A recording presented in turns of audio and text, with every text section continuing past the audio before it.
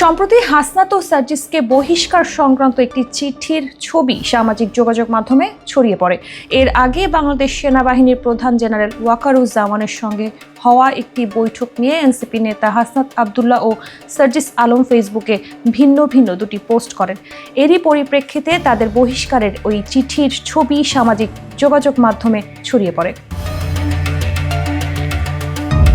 দল থেকে অব্যাহতি ও সদস্য পদ স্থগিত প্রসঙ্গে ছড়িয়ে পড়া ওই চিঠিতে বলা হয়, জাতীয় নাগরিক পার্টির এক জরুরি সিদ্ধান্ত মোতাবেক কেন্দ্রীয় কমিটির মুখ্য সমন্বয়ক হাসনাত আবদুল্লাহ ও মুখ্য সমন্বয়ক সার্জিস আলমের বিষয়ে আওয়ামী লীগ সংশ্লিষ্টতা, দেশপ্রেমিক সেনাবাহিনীর সাথে বৈরী সম্পর্ক তৈরি, পার্টিতে সিনিয়রদের সাথে বেয়াদবি, একক আধিপত্য, ছাত্রলীগের অতীত পশুত্বপনা এখনো আচরণে থেকে যাওয়া, ঘোড়া ডিঙিয়ে ঘাস খাওয়া সহ অগণিত কারণে এই দুজনের স্বীয় পদ স্থগিত করা হলো এবং তাদের প্রাথমিক সদস্য পদ থেকে স্থায়ী বহিষ্কার করা হলো।